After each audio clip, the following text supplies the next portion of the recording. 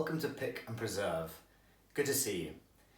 I'm going to show you how to use the last of the elderflowers that are just sort of finishing their season in a jam, strawberry jam. And it's going to be added with rhubarb, which goes really well, and elderflowers, and it's going to be infused with that flavour. So we've got strawberries, rhubarb and elderflower as a combination. Again, if you don't like rhubarb, leave it out.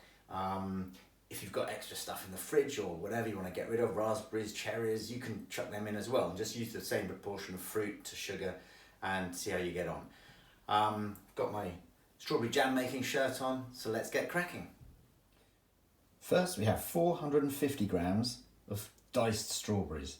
Now if you want whole strawberries, pick smaller strawberries. If you're using big ones, they're going to do what's known in the jam trade as blow out. That means they'll go more like a puree, but I don't mind that. I think that's fine. So that's the strawberries. Next up, 280 grams of diced rhubarb. Again, these probably won't stay whole. They'll go into more of a puree as well. But I kind of like a looser jam, sort of dribble it on ice cream. And here are the elderflowers. This is about 8 heads of elderflowers that I've taken the petals off, just running a fork down the stalks, taking off the white petals and leaving as much of the greenery out as possible, although it doesn't look like I've done a fantastic job there, but we'll manage with that. This is the juice and zest of 1 lemon and 1 orange. It's about 150 millilitres in a liquid, plus the zest. And here we have the dentist's nemesis, the sugar. I'm using about 800 grams of sugar for this. You can use a bit less or a bit more depending on whether you like it sweeter or less sweet. The less sugar you put in, the more likely the jam won't keep as long, so you've got to keep it in the fridge once it's open. The strawberries and the rhubarb don't have a lot of pectin, and the pectin is the thing that sets the jam. So you can get sugar with extra added pectin if you like a sort of stiffer jam, a jam that sets more. Last thing I add is just a few drops of vanilla extract, and make sure it's good quality stuff. Get vanilla extract, not essence. Extract is the pure extract of vanilla. Essence is kind of a made up thing. I don't know what it comes from, but it tastes a bit like vanilla. This is proper vanilla. Or you could use a vanilla pod and just scrape out the seeds and add that to the jam. Okay, before you start, get your jam jars ready. Just recycle jam jars that you've got, make sure they're thoroughly cleaned out. I sort of line them up, lids next door to the jam jars themselves, put them in a baking tray, and I'm going to put it in the oven at about 80 degrees. So put them in the oven first, so in they go. Swing it over a little bit. Shut the door, and then this on to what I think is about 80 degrees. It'll be about there, and that'll sterilise the jam jars. Okay, the next thing to do is to start to layer the fruit in your jam pot. So get a heavy based pot that can sustain quite a high temperature, and it's going to spread the heat around, and sprinkle in a few of your rhubarb to begin with, then some of the sugar. Keep going. Now it's the time for the strawberries and more of the sugar until you've basically used all the strawberries, the rhubarb and the sugar in the pot. Next thing, just pour on the orange juice and lemon juice with the zest. Now the next thing to do is to prepare the jelly bag. Jelly bag is just it's like a big tea bag really. It's just, you can put stuff in it and infuse into jams and jellies, and that's what we're going to put the elderflowers into, tie it up and then sink that into the jam as it's boiled to give that elderflower flavour. And what we need to do is just sterilise this by putting it in a cup and pouring boiling water on it. So that's called scalding it. Right, on with the water. Oh, don't forget, just a couple of drops of vanilla extract. So just stretch the jelly bag over a dish or a plate or a shallow bowl, and we're going to add the elderflowers into that. Kind of like this. Okay, so that's the elderflower in the jelly bag, and I've tied up the top of it with butcher's twine. If you haven't got butcher's twine, just use as clean a string as you can. I mean, it's all going to get boiled at a super high temperature, so it will get sterilised anyway. And then what I've done is I've strung it onto an old wooden spoon here, and so you can see that sort of dangles. And what I'm going to be doing is lowering that into the jam as it boils, and the spoon will sit across the lid of the top of the rim of the pan, and suspend it there. That's the idea. It'll probably just float and bob around on the top. But, you know, we live in hope.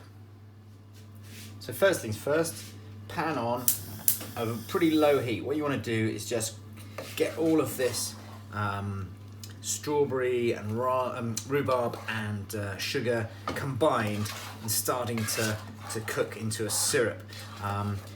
You run the risk of this catching on the bottom, so keep stirring, keep an eye on it, and you want that sort of gritty sound to sort of gradually fade away as it gets dissolved into a syrup. So it's still just steeping away and getting into more of a syrup, but I've hung the jelly bag in the liquid, so now that's starting to impart flavours on the end of my wooden spoon here. That just makes it easier. Nothing's hanging over the edge to catch fire, and no fire brigade are needed in the making of this jam, hopefully. Well, don't speak too soon. So the sugar's now all dissolved. The juices are coming out of the strawberry and the rhubarb, and there's much more liquid in the pan. And I've upped the heat, I've turned the heat up, so now it's starting to bubble. And I'm just gonna leave it bubbling like that, just for a couple of minutes, just to sort of get a bit more juice out. And then what we're gonna do is we're gonna turn it onto a rolling boil, which is a full boil, and we're gonna do that for 9 minutes. So we're now at a rolling boil. You can see the bubbles coming up from the outside of the pan, going down into the middle. There's a sort of foam forming. We can skim that off actually, and that'll help with the jam. But all you've got to remember is this will start to build up. If it gets too high to the top, turn down the heat. It's quite responsive, it'll drop down again. So your controller of the gas, or it's more difficult on electricity to be honest, but your gas controller here is like a throttle. Turn it up, it'll start to rise. Turn it down, oh, it's getting too high. Let's turn it down a bit, and it'll drop down again. So you just got to keep it bubbling away like that. And we're going to start our 9 minutes. I'll just show you all of this stuff. The froth on the top you can skim off, and it'll just help clear the jam, make it a bit more clear at the end. Some people add butter to it. I don't bother. But okay, that's our 9 minutes up. I'm going to take this off the heat now. It's quite hot, so be careful. Boiling sugar is blooming hot, so do be very careful. The first thing to do is just take out our bag of elderflowers. It seems to have done its job. It's given the flavour of elderflower to the jam. I can smell the flowers in the jam already. I'm just going to put that onto a plate here. We'll move that out of the way.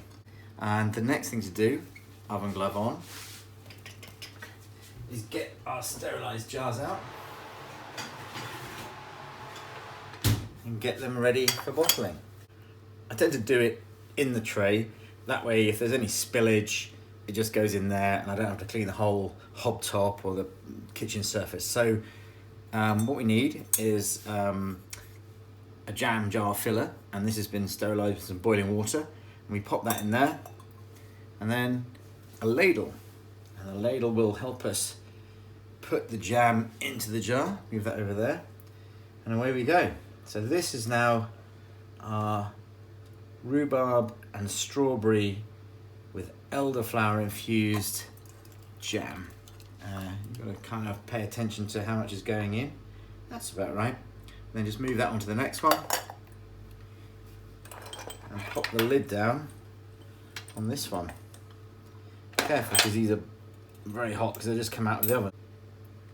That's our first jar. So that's our strawberry, rhubarb and elderflower infused jam, making use of the last of the elderflowers of the season and cramming them into a really flavourful jam. Hope you've enjoyed this video. If you have, give us a thumbs up, follow us on Instagram, and see you back here for more adventures in preservation soon enough. Take care.